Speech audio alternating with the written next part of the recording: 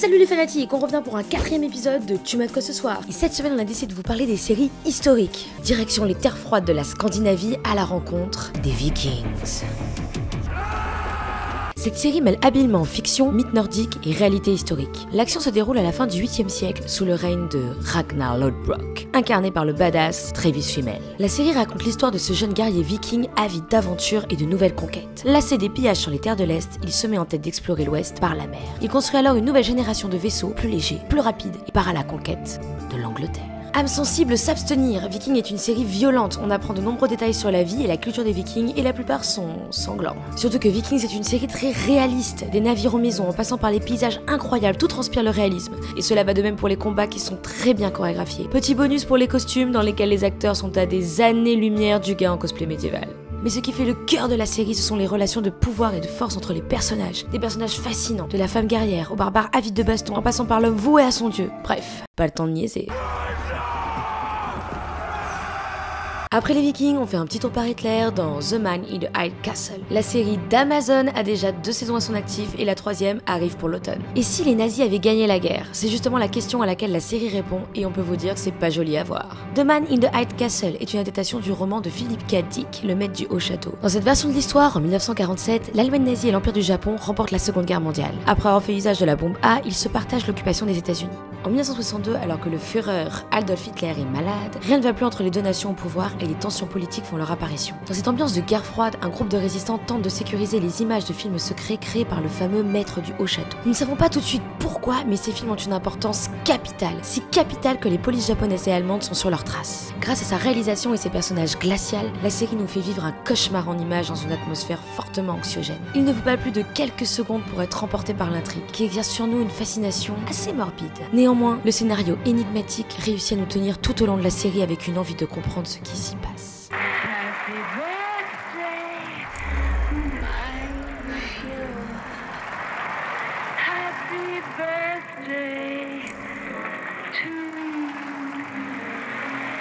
Pour la suite, je vous propose de voyager un petit peu et direction la Colombie, à la rencontre de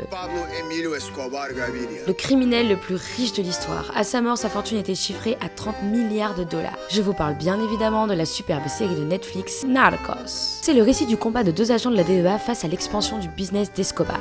Un monstre fascinant qui s'est fait une renommée internationale à travers son trafic de cocaïne. C'est Murphy, agent de la DEA envoyé à Medellín, qui nous conte cette histoire du petit trafic clandestin, devenu en l'espace de quelques années une machine à faire pleuvoir les millions. La série est truffée d'anecdotes croustillantes, de personnages secondaires pittoresques, de rebondissements criminels sanglants et d'images d'archives glissées par-ci, par. La réalité décrite est hallucinante. Des meurtres, du sang, des explosions, une cruauté qui dépasse l'entendement, mais aussi l'implication de l'Amérique de Reagan, empêtrée dans sa doctrine anticommuniste. Bref, vous l'aurez compris, rien n'est ignoré. Et pour couronner le tout, des acteurs incroyables. Wagner Moura incarne à la perfection Pablo Escobar, jusqu'à sa démarche et sa posture si particulière. Boy Holbrook est le sosie du véritable agent Murphy. Et quel plaisir de retrouver notre regretté Oberyn, Pedro Pascal, qui fait un merveilleux agent de la DEA. N'hésitez pas à aller mater les 2 saisons qui sont déjà disponibles. Et pour les gros fans, la saison 3 arrive en octobre et la saison 4 est renouvelée. Plata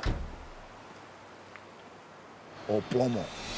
On quitte les Colombiens et leur accent chantant, destination Birmingham. Et oui, on vous parle bien évidemment de la fabuleuse série de BBC2, Peaky Blinders. Une série de gangsters bien rock, comme on les aime. Peaky Blinders est un conte de fées social et ultra violent chez les malfrats de Birmingham, impliqués dans les paris hippiques illégaux entre les 2 guerres. Combats sanglants, manipulation, mensonges. Nous suivons l'évolution de Tommy Shelby, incarné par le magnifique Cillian Murphy. Un chef de clan brisé par les tranchées qui tente de faire fortune tout en luttant contre ses fantômes. Mais ce bloc de glace fermé aux émotions va progressivement fondre et redevenir humain pour notre plus grand plaisir. La série mêle thriller, tragédie et romance, ancrée dans une réalité historique et sociale violente. Le cœur de l'Angleterre industrielle où se tuait à la tâche des hommes brisés, tout juste revenus des tranchées. Bref, foncez, déjà 3 saisons à son actif et comme une fois n'est pas coutume, une nouvelle série qui est renouvelée pour 2 saisons, puisque la saison 5 est assurée les gars. On reste en Angleterre, mais cette fois-ci, on quitte la populace direction la royauté avec The Crown. Encore une série Netflix dans ce classement. Élue meilleure série télévisée aux Golden Globes, la série revient sur les jeunes années de la reine Elisabeth II. C'est comme découvrir que sa vieille grand-mère a été jeune elle aussi un jour.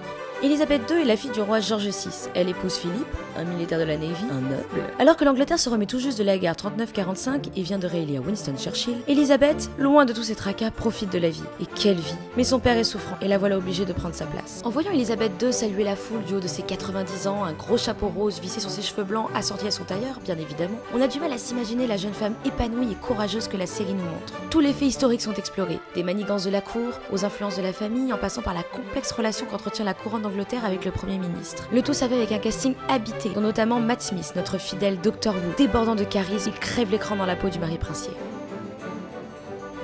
On reste dans le luxe, mais cette fois-ci direction l'Italie. Mais dis donc, qu'est-ce qu'on voyage? Je vais vous parler d'un drame historique dans la Florence du XVe siècle. Je parle bien évidemment des Médicis. La série compte leur vie, une famille florentine très influente, lors de leur ascension au début du XVe siècle et 20 ans plus tard après la mort de leur patriarche, Giovanni. Un carton d'audience en Italie. À la création, on retrouve Frank Spotnitz, mais aussi Nicolas Meyer, Star Trek, X-Files, quoi de mieux? Profitant du mystère entourant la mort de Giovanni de Médicis, les créateurs ont imaginé son assassinat comme point départ de leur récit. La série est exactement comme on aurait pu l'imaginer, un drame en costume qui mélange faits historiques et romancés. Au programme, tension familiale et guerre de pouvoir. On y trouve un côté mafieux, puisque cette famille n'a pas de titre de noblesse et s'est imposée à force de savoir-faire politique et en tire en profit de leur position de banquier. Et petit bonus, on retrouve Richard Madden, alias Robb Stark dans Game of Thrones. Et je prends mon temps pour vous l'annoncer, on retrouve notre fabuleux Rain Man, je parle bien de Dustin Hoffman. Et voilà, tu n'as plus d'excuses si tu ne sais pas quoi mater ce soir. On se retrouve très vite sur une nouvelle thématique. En attendant, n'oublie pas de partager et de t'abonner. Ciao!